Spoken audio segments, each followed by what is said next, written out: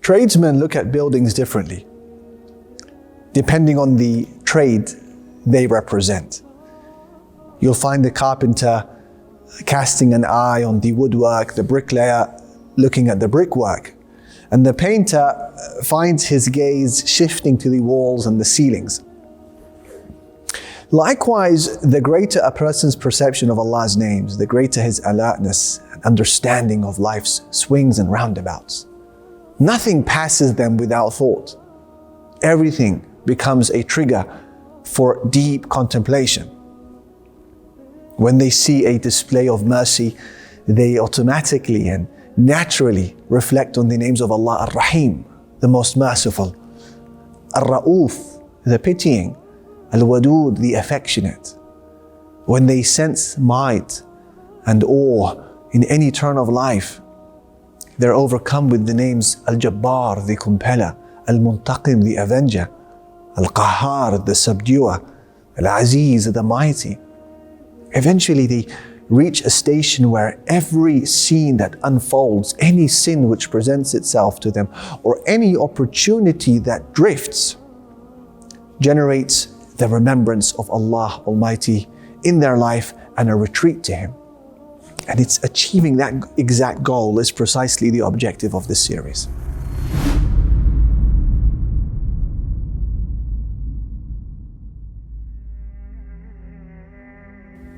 I don't think it would be an exaggeration in any way to make the claim that the universe in its enormity was created with the intention for us to realize the names and attributes of Allah. Allah Almighty said, Allahu alladhi khalaqa sab'a samawati wa min al-ardi mithlahun. It is Allah who created 7 heavens and of the earth the like of them. يَتَنَزَّلُ الْأَمْرُ بَيْنَهُنْ. His command descends between them. Why was all of this created?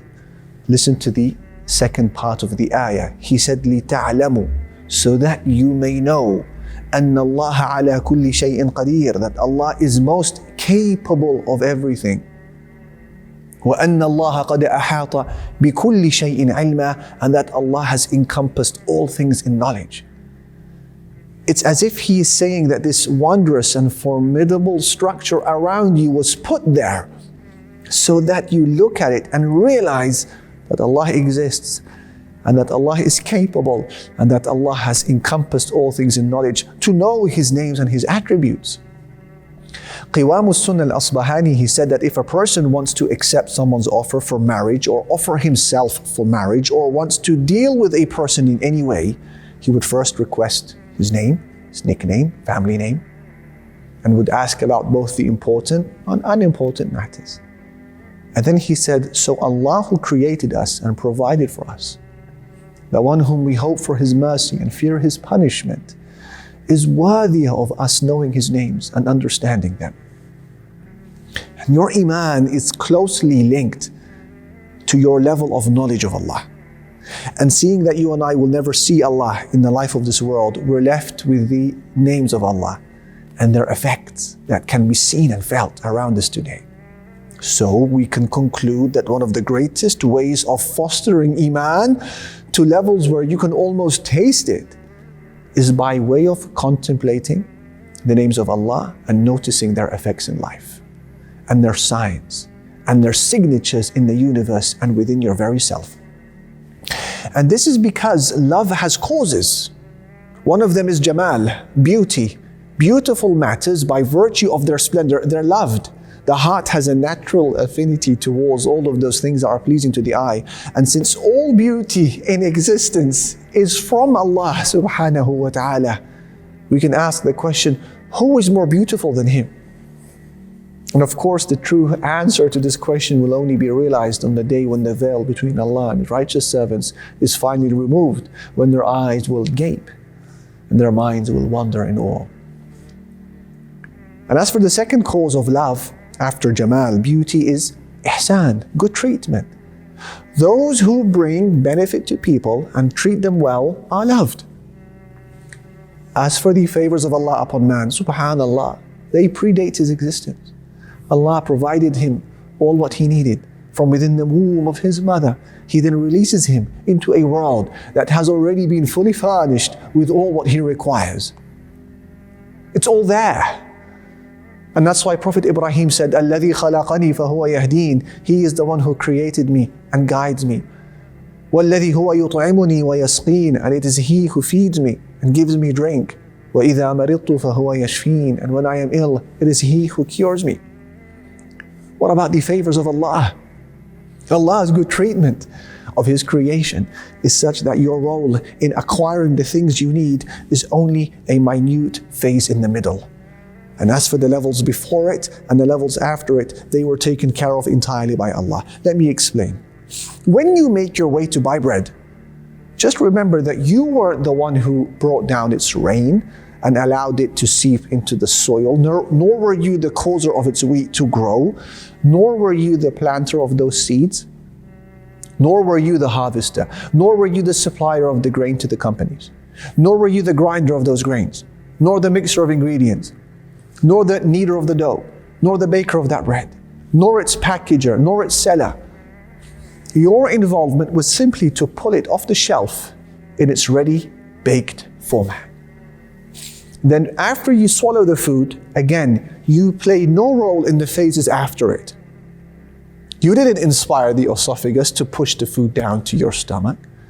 You didn't inspire the mechanisms of preventing it from returning upwards. Nor were you involved in the process of enzyme release for digestion, nor in the churning of the stomach to break down the food, nor in the complex and harmonious processes which involve a tight coordination between the liver and gallbladder and the pancreas and other organs. You weren't involved in the eventual transfer of the molecules into the bloodstream. And then the proportional distribution of energy from that food to every part of the body.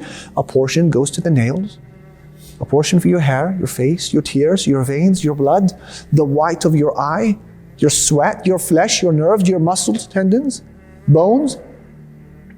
Each gets a share. You didn't play anything, you didn't play any role in that. You didn't play a role in the excretion of what the body doesn't require from that bread. Your involvement is purely a short role in the middle to take the bread off the shelf. Whilst all of the most difficult processes before it and after it, they don't involve you in the least. This is just one example pertaining to bread. What about the rest of Allah's favor? The apparent ones and the hidden ones. And both those that you're aware of and those that you're not, and even those that you will never know about. So when you look at both of these reasons for love, Jamal, beauty, and ihsan, kindness, favors, you notice that they are captured perfectly by His names and His attributes. The deeper you explore them, the deeper you realize just how perfect and beautiful and infinitely kind Allah has always been. This in turn leads to the immediate rebuilding of Iman and the experience of the sweetness of ibadah, worship. But you see, not only does knowledge of Allah's names pull you closer to the doorstep of worship, it also pushes you farther away from sins. It's an amazing study. A man once found himself alone with an Arab Bedouin woman, and he tried seducing her. She refused his invitation. She said to him, ثَكِلَتْكَ أُمُّكَ أَمَا لَكَ زَاجِرٌ مِّن كَرَمْ أَمَا لَكَ نَاهٍ مِّن دِينٍ. What is wrong with you? Where is your honor? Where is your religion? And he responded to her jokingly. He said, لَا يَرَانَ إِلَّا الْكَوَاكِبُ. Why are you panicking? No one can see us but the planets. She said to him, فَأَيْنَ مُكَوْكِبُهَا. Where is the one who put those planets in their place? Allahu Akbar. We're going to come across in this series many similar examples of this type of story, because this is precisely the objective behind the choosing of this topic. That the next time a sin presents itself to you saying, here I am, no one is looking, we develop this ability to say, what about Allah? What about As-Sami', the hearing, Al-Basir, the seeing? What about Al-Raqib, the observing? What about Al-Alim, the knowing? Al-Qadir, the capable?